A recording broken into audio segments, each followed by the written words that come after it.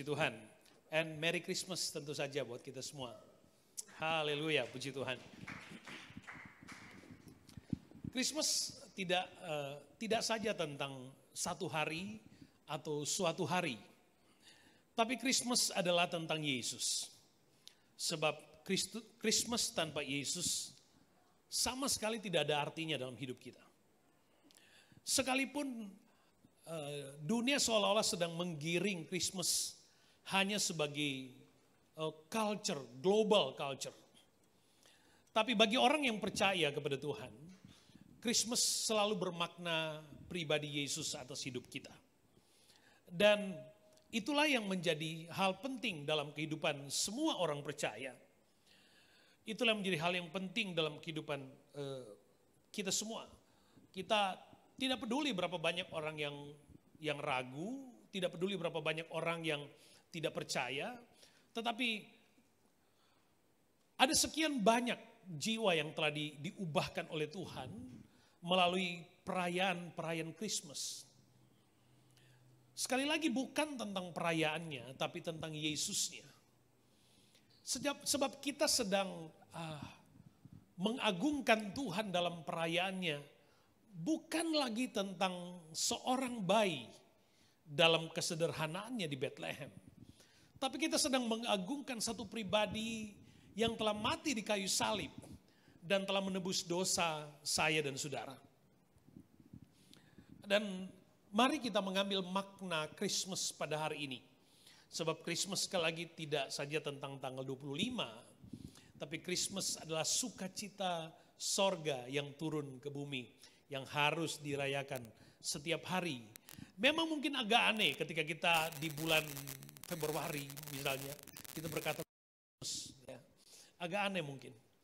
Tetapi kalau pada bulan Desember kemudian kita terus mendengungkan, kita terus membunyikan lonceng Christmas sebagai pujian pengagungan, itu sangat pantas untuk sekedar membangunkan dan menghidupkan setiap kesunyian hati dan tempat-tempat yang sepi. Ya, Christmas adalah sebuah lawatan Tuhan. Hari ini saya ingin berbicara tentang Christmas sebagai kehendak Tuhan. Itu yang menjadi topik kita pada hari ini. Christmas sebagai kehendak Tuhan dengan subtopiknya, jadilah padaku menurut perkataanmu. Jadilah padaku menurut perkataanmu. Kalau kita membuka atau membaca Alkitab di dalam Injil Matius maupun Injil Lukas, maka kita mendapati cerita bagaimana malaikat yang dari sorga yang turun ke bumi lalu kemudian menyampaikan berita tentang kelahiran Yesus. Jadi saudara, ada keputusan yang dari sorga. Yang di dalam Injil Yohanes pasal 3 katakan, karena begitu besar kasih Allah. Kasih itu adalah suasana sorga, keputusan sorga yang kemudian diwujudkan di dalam dunia demi saya dan saudara dan untuk kita semua. Itu pesan pentingnya. Dan di dalam pesan sorga yang dibawa oleh malaikat Gabriel, kita lihat di dalam Injil Lukas, saya tidak membaca keseluruhan. Kita akan membaca Injil Lukas pasal yang pertama, ayat 37 dan ayat yang ke-38. Kita tahu sebelumnya bagaimana malaikat Tuhan datang kepada Maria. Ayat 37. Sebab bagi Allah tidak ada yang mustahil. Sebab sebelumnya ada sedikit kekagetan bagi Maria. Bagaimana mungkin saya yang belum menikah, bagaimana mungkin saya yang masih perawan kemudian akan melahirkan? Lalu kemudian malaikat Tuhan berkata, sebab bagi Allah tidak ada yang mustahil. Ayat 38. Kata Maria, sesungguhnya aku ini adalah hamba Tuhan. Jadilah padaku menurut perkataanmu itu. Lalu malaikat itu meninggalkan dia. Saya sekali lagi menggarisbawahi kalimat sesungguhnya, kata Maria, sesungguhnya aku ini adalah hamba Tuhan. Jadilah padaku menurut perkataanmu itu. Saudara perhatikan baik. Saya tadi mengatakan bahwa ada keputusan dan suasana sorga yang kemudian diwujudkan untuk kita semua yang ada di dunia. Dan tujuannya adalah supaya semua orang atau seluruh umat manusia mendapatkan pengampunan dosa dan diselamatkan. Lalu malaikat Tuhan datang kepada Maria menyampaikan berita gembira ini. Dan awalnya Maria, seperti kita semua ketahui, Maria sedikit bingung. Dan dia memberikan atau menunjukkan bagaimana mungkin itu akan terjadi. Tapi perhatikan baik. Ketika malaikat Tuhan berkata, sebab bagi Allah tidak ada yang mustahil. Saudara yang kekasih, ketika Alkitab bicara tentang bagi Allah tidak ada yang mustahil, mungkin kalau pernyataan ini adalah sebuah ungkapan yang dikatakan oleh seorang manusia, katakanlah seorang tokoh atau seorang pujangga, seorang filsuf, mungkin kita masih akan mencari konfirmasi lain untuk mendukung pernyataan itu, kemudian memberikan rasa cukup di dalam pikiran kita untuk kita mengakui itu sebagai sebuah kebenaran. Atau untuk kita bisa menerimanya secara penuh. Tetapi yang mengatakan ini adalah makhluk sorga. Adalah malaikat Gabriel. Dia yang membawa pesan sorga. Dia yang membawa pesan Bapa di sorga. Sebab bagi Allah tidak ada yang mustahil. Sekalipun saudaraku yang kekasih, di dalam banyak hal, di dalam kehidupan kita di zaman ini, kita dihadapkan pada pernyataan-pernyataan yang coba dibangun berdasarkan definisi masing-masing. Lalu kita mulai menarik kebenaran berdasarkan definisi dari orang-orang tertentu. Apalagi saya pernah katakan, banyak kali kita menerima atau mengakui definisi kebenaran itu bukan berdasarkan hakikat dari kebenaran, tapi atas dasar status sosial. Kalau si A yang ngomong, oh itu pasti betul. Kalau si B yang ngomong karena statusnya itu pasti betul. Saudara yang kekasih dalam Tuhan, banyak kali manusia terjebak pada pikiran dan suasana yang seperti ini. Tetapi di dalam peristiwa Natal, kita tidak sedang melihat ada satu manusia yang menyampaikan pernyataan ungkapan ini. Tidak ada satu perkara yang mustahil. Coba kita lompat dulu di dalam Roma pasal 11 ayat 33. Roma pasal 11 ayat 33. Alkitab katakan begini. Oh alangkah dalamnya kekayaan hikmat dan pengetahuan Allah. Sungguh tak terselidiki keputusan-keputusannya dan sungguh tak terselami jalan-jalannya. Sebab siapakah yang mengetahui pikiran Tuhan? Atau siapakah yang pernah menjadi penasehatnya? Ayat yang ke-33 dikatakan, oh alangkah dalamnya kekayaan, hikmat, dan pengetahuan Allah. Paulus mengatakan bahwa begitu dalam hikmat Tuhan.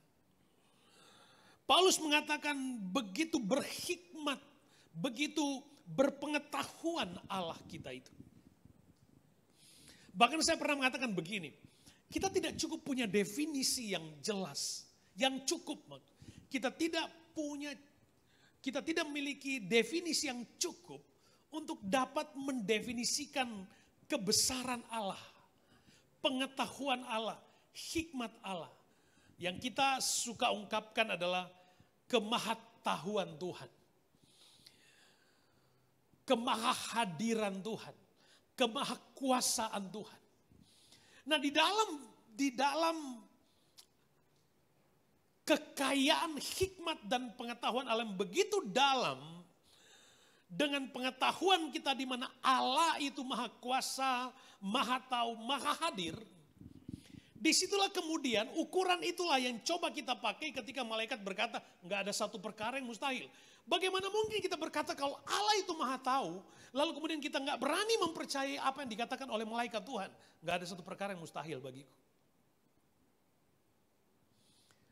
Waktu kita percaya bahwa Allah itu maha tahu, maka ketika ada berita sorga yang berkata, sesungguhnya tidak ada satu perkara yang mustahil bagi Allah. Itu adalah sebuah kebenaran yang absolut. Nggak ada satu pribadi yang dapat membantahnya. Sebab kuasa dan kemampuan Tuhan begitu sangat dalam hikmat dan pengetahuannya. Itulah yang mendasari peristiwa kelahiran Yesus datang ke dalam dunia. Yang awalnya Maria sempat seolah-olah sempat berkata bagaimana mungkin. Demikian juga Yusuf berkata bagaimana mungkin. Sebab itu hanya bisa dimengerti di dalam batas kemahatahuan Allah, kemahakuasaan Allah, kemahahadiran Allah. Sehingga untuk memahami kuasa pengetahuan dan hikmat Allah, kita membutuhkan iman, kita membutuhkan Allah yang maha kuasa itu benar-benar hadir di dalam diri kita. Sehingga menyatu dengan kehidupan rohani kita secara iman. Dan kita berkata, ya Tuhan aku percaya. Jadi berita tentang kelahiran Kristus adalah berita tentang kemahakuasaan Allah, kemahatahuan Allah. Dan di dalam berita itu ada peneguhan dari malaikat Tuhan. Sesungguhnya tidak ada yang mustahil bagi Tuhan. Lalu diikuti dengan kisah seterusnya. Yesus lahir. Bahkan sebelumnya ketika malaikat juga datang kepada para gembala dan berkata, sesungguhnya aku datang memberitakan kesukaan besar bagi seluruh dunia. Dasarnya tadi, tidak ada perkara yang mustahil bagi dunia. Ketika kita percaya bahwa tidak ada satu perkara yang mustahil bagi dunia, maka berita tentang kesukaan besar itu menjadi sangat mungkin dialami oleh dunia. Sebab dia adalah Allah yang maha kuasa, maha tahu. Yang turun ke dalam dunia, di dalam kuasanya Alkitab berkata dia firman yang menjadi manusia. Dia firman yang menjadi manusia. Sehingga pesan Kristus buat kita pada hari ini adalah kuasa dan pengetahuan di dalam Allah melampaui semua peristiwa yang sedang terjadi hari ini. Tadi pagi saya sedang bicara tentang tiba-tiba dunia seolah-olah sedang dying, sedang dilanda dengan rasa takut. Orang tiba-tiba takut dengan sesuatu yang tidak bisa terlihat, bahkan secara kasat mata nggak bisa terlihat. Tadi pagi saya bicara di Gold Coast tentang Yesus datang supaya kita memiliki hidup. Supaya kita memiliki hidup. Dan hari ini saudaraku, saya ingin menegaskan kepada kita bahwa kuasa dan pengetahuan di dalam Allah melampaui semua peristiwa yang sedang terjadi hari ini. Artinya bahwa ketika kita percaya, kita beriman kepada Allah yang tidak ada satu perkara yang mustahil baginya. Apapun ukuran logis berdasarkan data sekalipun saudara yang kemudian semua akhirnya tahu, sebagian orang ketakutan, bahkan ada yang meninggal. Sudah ada 205 negara di dunia yang mengalami persoalan yang sama dilanda dengan COVID. Sudah 5,3 sekian penduduk dunia yang meninggal akibat COVID. Belum selesai dengan itu, datang varian yang baru yang sudah sekitar 6 ribuan dengan tingkat kematian sudah sekitar 600-an orang. Tapi saya berkata kepada saudara bahwa Christmas 2021 bukan tentang ancaman kematian. Tapi Christmas 2021 adalah tentang Yesus datang membawa kehidupan. Dan di dalam pesan kehidupan itu, Christmas adalah kuasa dan pengetahuan Allah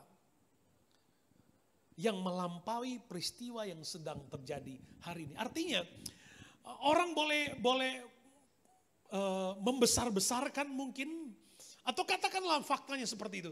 Tapi saya berkata bahwa kuasa dan pengetahuan Allah jauh lebih besar. Jauh lebih besar ketika firman Allah berkata, karena begitu besar kasih Allah akan dunia ini sehingga ia mengaruniakan anak yang tunggal. Jadi ada kasih yang sangat real yang kebesarannya melampaui alam semesta. Malaikat Tuhan berkata, pesan awalnya adalah bagi Allah tidak ada perkara yang mustahil. Katakan amin. Nah, dalam kesunyian Yesus datang membawa sukacita kepada para gembala. Dalam kebimbangan Yesus datang membawa kepastian dan harapan kepada Maria dan Yusuf. Yang awalnya agak rada-rada percaya dan tidak. Tapi kemudian karena mereka beriman kepada Allah yang berkuasa. Wah, saudara, ketika kita bicara iman, kalau iman kita berkata Allahku Maha Kuasa, sesungguhnya itu cukup dalam perjalanan iman kita. Ketika kita berani mengimani Allahku hidup, Allahku berkuasa, Allahku Maha Tahu, itu cukup sebenarnya. Haleluya, itu cukup. Dan di dalam kemahatahuan, kemahakausan Tuhan, kalau Tuhan berkata nggak ada yang mustahil, imani itu. Nggak ada yang mustahil.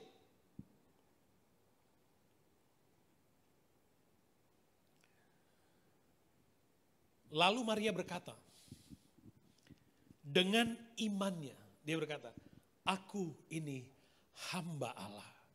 Aku ini hamba Tuhan. Aku ini hamba Tuhan. Di sini kita bisa belajar bagaimana Maria sadar bahwa hidupnya adalah milik Tuhan. Dengan dia berkata bahwa aku ini hamba Tuhan. Itu sama artinya secara legal, ikatannya. Dia mengakui hidupnya ini adalah milik Tuhan. Jadi ketika kita berkata aku ini hamba Tuhan. Waktu kita berdoa, aku ini hamba Tuhan. Maka secara legal, kita sedang berkata bahwa hidup ini bukan milikku, hidup ini adalah milik Tuhan. Haleluya. Hidup ini adalah milik Tuhan. Itulah yang ada di dalam kehidupan iman dari Maria ketika dia berkata, aku ini hamba Tuhan. Dia sedang berkata, hidupku adalah milik Tuhan. Haleluya.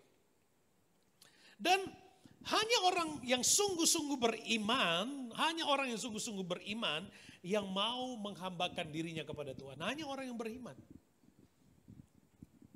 Hanya orang yang punya iman yang berani menghambakan dirinya kepada Tuhan. Tanpa iman yang kuat dan kokoh, seseorang tidak mungkin berani menghambakan dirinya kepada Tuhan. Sebagian orang Kristen hidupnya hanya separuh kepada Kristus, kepada Tuhan. Keyakinan dan kepercayaannya hanya separuh kepada Kristus. Tidak benar-benar meletakkan. Waktu malaikat Tuhan berkata kepada Maria, gak ada satu perkara. Awalnya dia berkata, apa mungkin? Bagaimana mungkin itu dapat terjadi? Malaikat berkata, bagi Allah gak ada yang mustahil. Lalu Maria berkata, aku ini hamba Tuhan. Wow, aku ini hamba Tuhan. Aku ini hamba Tuhan. Aku ini milik Tuhan. Artinya, Maria sedang berkata, karena aku milik Tuhan, maka tanggung jawab sepenuhnya adalah milik Tuhanku. Saudara, bandingkan dengan kehidupan Paulus. Kisah Rasul pasal yang ke-20 ayat 22 katakan begini. Tetapi sekarang sebagai tawanan roh, aku pergi ke Yerusalem dan aku tidak tahu apa yang akan terjadi atas diriku di situ. Perhatikan kalimat, sebagai tawanan roh. Lebih jelas di sini. Ungkapan hamba Tuhan, aku hamba Allah. Paulus mengatakan, aku tawanan roh. Wow. Mendengar ungkapan hamba Tuhan, apalagi di lingkungan gembala-gembala pendeta, itu kalimat ini, hamba Tuhan, hamba Tuhan. Ya, itu umum. Ya. Tapi ketika bicara tawanan roh, aduh, levelnya itu lebih dalam sudah. Levelnya lebih dalam. tawanan roh. Waduh. Menjadi seorang hamba yang ada di dalam dirinya hanya hak hidup. Yang lain-lainnya milik Tuhannya. Tapi menjadi tawanan roh. Menjadi tawanan roh artinya sepenuhnya ada di dalam roh. Dan itulah gambaran menghambakan diri kepada Tuhan. Itulah gambaran menghambakan diri kepada Tuhan. Artinya yang dimaksud menjadi tawanan roh artinya sepenuhnya mengikuti kehendak Roh Kudus. Haleluya. Sepenuhnya mengikuti kehendak Roh Kudus. Itu tawanan roh, sepenuhnya mengikuti kehendak Tuhan. Ada lagu katakan begini, ku mau hidup turut kehendak Tuhan. Ku mau memberi semua yang dapat kuberikan, kira gitu lagunya.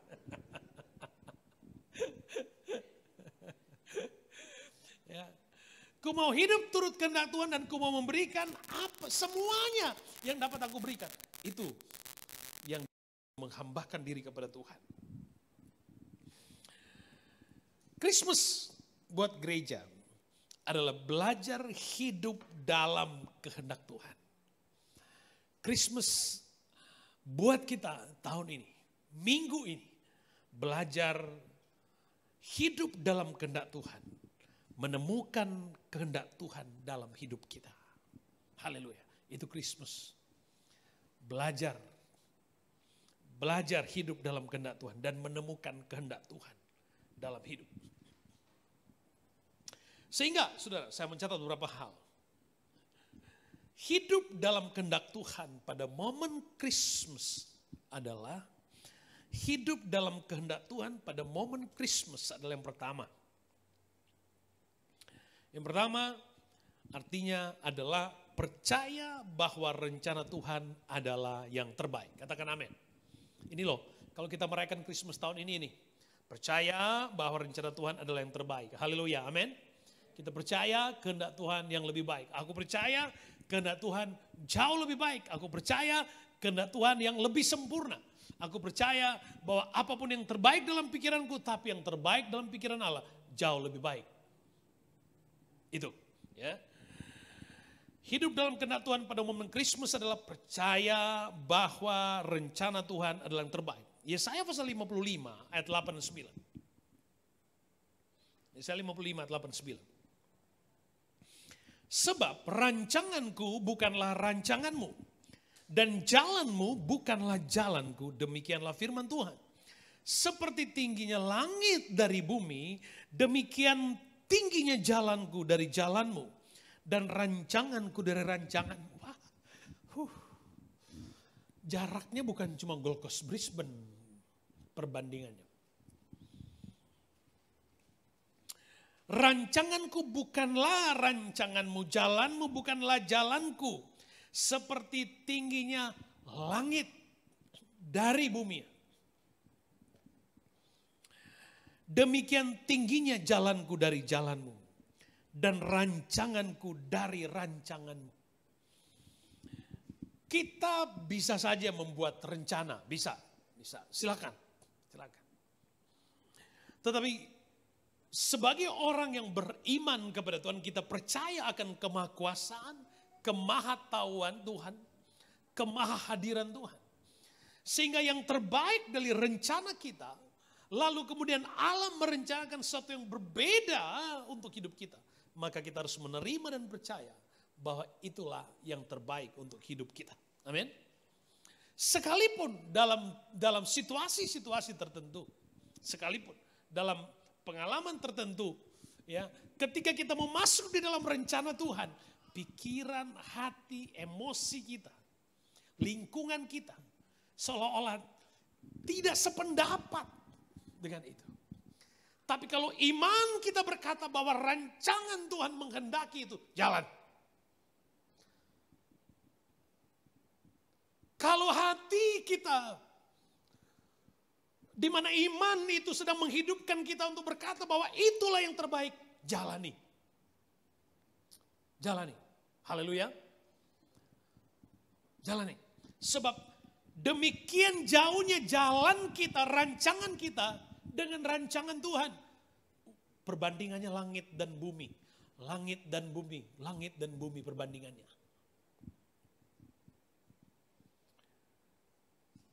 Ingat, kita ini hamba, tawanan roh. Serahkan semuanya sama Tuhan. Itu Christmas. Yang kedua, hidup dalam kehendak Tuhan pada momen Christmas adalah yang kedua. Percaya bahwa cara atau proses Tuhan adalah yang terbaik. Haleluya. Percaya bahwa cara atau proses Tuhan adalah yang terbaik. Artinya, kita belajar melepaskan semuanya kepada Tuhan. Untuk Tuhan secara leluasa bekerja melalui kita atau di dalam diri kita. Itu maksudnya. Ya. Percaya cara atau proses Tuhan adalah yang terbaik. Kita mengizinkan Tuhan memproses kita. Ingat sekali lagi, tawanan roh, hamba Allah. Hanya orang yang benar-benar beriman, yang percaya Allah Maha Kuasa, yang sanggup, yang rela, mau merelakan, menundukkan dirinya dalam menghambakan dirinya kepada Kristus. Ada satu cerita di dalam firman Allah, Injil Lukas pasal yang kelima. Bagaimana Simon menangkap ikan. Penjala ikan menjadi penjala manusia. Injil Lukas pasal yang kelima. Di sana diceritakan ketika Yesus datang, mendapati atau banyak orang mengikuti Yesus, lalu mendapati Yesus naik di dalam perahu Simon. Alkitab menceritakan bahwa Simon baru saja pulang dari menangkap ikan. Dia dan teman-temannya sedang membersihkan jala. Dan mereka nggak dapat apa-apa. Ingat, Simon itu seorang profesional fisherman. Profesional. Lalu ketika Yesus berkata kepada Simon, ayat yang kelima, ayat 5. Guru, telah sepanjang malam kami bekerja keras dan kami tidak menangkap apa-apa. Bekerja keras loh saudara, tapi nggak nangkep apa-apa. Tetapi ini yang luar biasa, tetapi karena engkau yang menyuruhnya. Karena engkau yang menyuruhnya.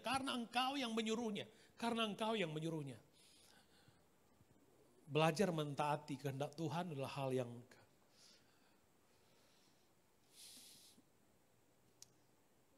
ngeri-ngeri sedap katanya. Taat pada kehendak Tuhan. Dia udah capek semalaman bekerja keras, capek. Tapi nggak dapat apa-apa. Tapi dia berkata, ini yang luar biasa. Tetapi karena engkau menyuruhnya. Karena engkau yang menyuruhnya, aku akan menebarkan jala juga. Luar biasa. Saudara, saya kadang-kadang kalau mikir, luar biasa banget ini Petrus ini. Ya, kalau mungkin saya pada situasi seperti itu, belum tentu. Makanya saya pun masih bisa fail. Tapi kita berdoa supaya Tuhan memberikan kita kekuatan pada konteks pengalaman hidup yang sama. Belajar taat itu, itu sekolah yang gak pernah graduation. Dia cuman ada satu, dia cuman ada graduationnya pas bersamaan dengan kalau kita udah selesai hidup di dunia. Cuma itu aja. Jadi taat itu sekolahnya seumur hidup soalnya. Ya. Taat itu sekolahnya seumur hidup. Dengar-dengaran itu sekolahnya seumur hidup. Gitu. Oke. Simon katakan, karena Tuhan yang suruh, aku mau dengar-dengaran, aku mau melakukan pelayanan. Kira-kira begitu. Ya. Kira-kira begitu. Dan setelah mereka melakukannya, Alkitab katakan mereka menangkap sejumlah besar ikan sehingga jala mereka mulai koyak. Lalu mereka memberi syarat kepada teman-temannya di perahu yang lain supaya mereka datang membantunya, dan mereka itu datang. Lalu mereka bersama-sama mengisi kedua perahu itu dengan ikan hingga sampai hampir tenggelam karena ketaatan kepada kehendak Allah, sekalipun sudah capek banget tapi tetap setia. Sekalipun udah capek banget tapi tetap dengar-dengaran. Sekalipun sudah capek banget tapi karena ini Natal.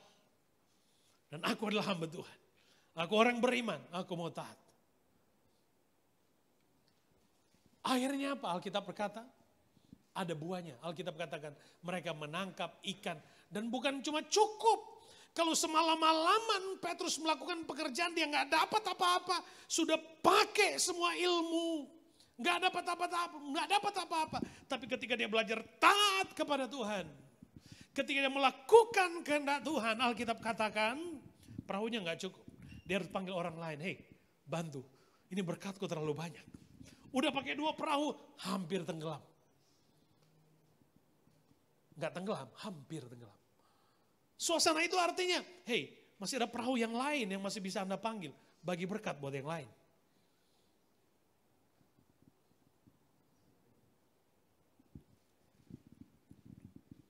Dan yang ketiga, hidup dalam kehendak Tuhan pada momen Christmas adalah yang ketiga. Melakukan apa yang dikehendaki Tuhan. Haleluya. Kita nggak cuma sekedar bicara tentang percaya. Kita tidak sedang bicara tentang pengetahuan itu sendiri. Kita tidak sedang menonton saja. Kita tidak sedang diperlihatkan cerita tentang Simon Petrus. Tapi Alkitab sedang menegaskan kepada kita, Alkitab sedang bicara, lakukan kehendak Tuhan. Lakukan kehendak Tuhan. Itu yang kita mau tegaskan. Christmas pada hari ini, lakukan kehendak Tuhan. Lakukan kehendak Tuhan. Sebab manusia harus hidup dalam kehendak Tuhan. Christmas harus menghidupkan semua orang percaya tentang hidup dalam kehendak Tuhan. Kenapa ini menjadi penting? Coba kita lihat Matius 7:21. Matius 7:21, bukan setiap orang yang berseru kepadaku. Bukan setiap orang yang berseru kepadaku, Tuhan, Tuhan. Bukan setiap orang yang hanya ke gereja saja. Bukan setiap orang yang bisa nyanyi saja. Bukan setiap orang yang bisa khotbah saja. Bukan setiap orang yang bersaksi. Bukan. Tapi Alkitab katakan begini. Bukan setiap orang yang berseru kepadaku, Tuhan, Tuhan, akan masuk ke dalam kerajaan sorga. Melainkan dia yang melakukan kehendak Bapakku di sorga. Katakan amin. Dia yang melakukan kehendak Bapa. Demikian pentingnya kita melakukan kehendak Bapa di sorga. Sebab kehendak Bapa di sorga itu melampaui akal kita. Melampaui kemampuan kita. Kehendak Bapa di sorga adalah rancangan yang terbaik. Jalan yang terbaik. Proses yang terbaik. Dengan hasil yang terbaik. Itu kehendak Tuhan. Dan Alkitab menekankan, lakukan. Lakukan kehendak Tuhan. Lakukan kehendak Tuhan. Jika akhirnya Maria dan Yusuf menerima kehendak Tuhan dalam hidup mereka. Menerima kehendak Tuhan. Tunduk kepada kehendak Tuhan.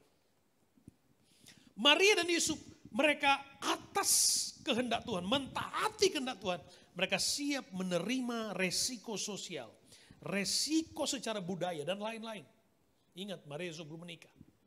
Tapi kemudian Maria mengandung. Secara sosial dia akan menghadapi ada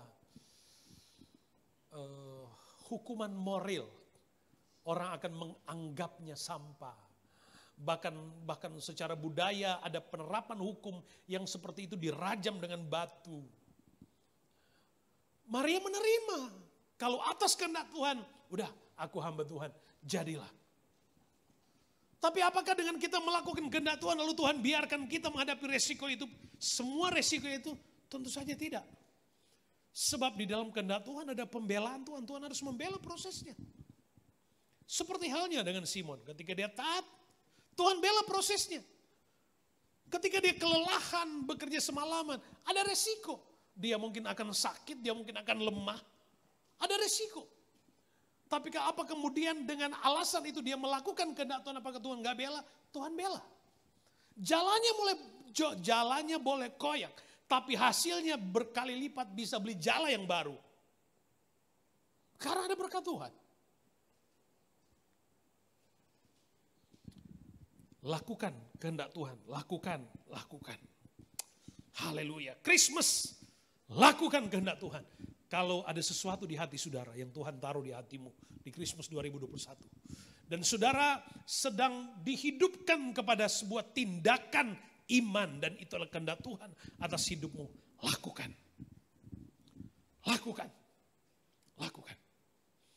Kalau ada sesuatu di hatimu yang sedang bergelora, itu yang Roh Kudus taruh di hatimu untuk dilakukan, lakukan.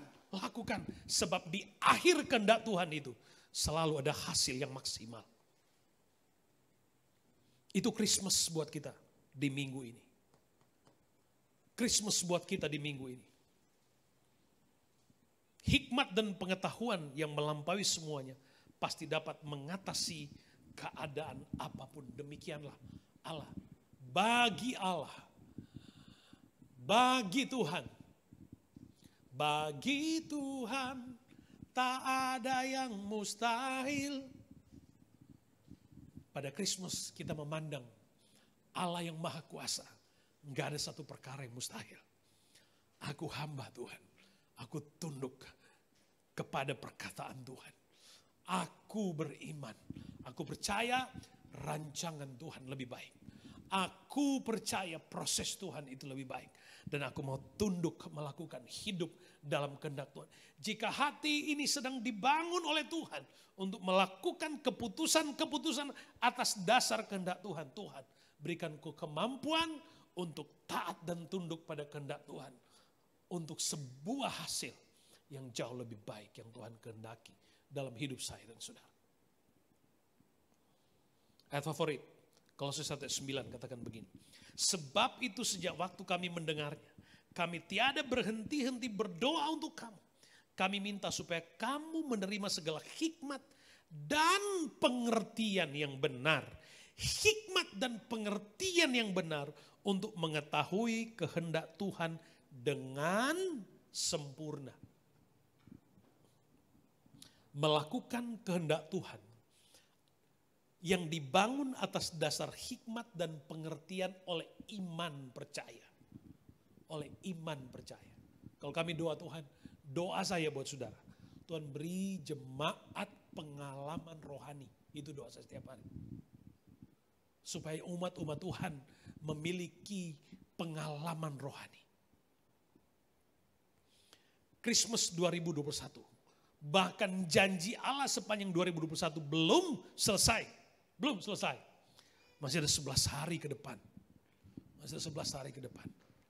Ku mau hidup atas dasar kehendak Tuhan. Ku mau menerima buah dari ketaatan itu. Bangun, lakukan kehendak Tuhan atas dasar hikmat dan pengertian yang benar. Kita bangkit berdiri. Merry Christmas untuk kita semua. Tuhan Yesus memberkati, puji Tuhan. Mari kita bangkit berdiri.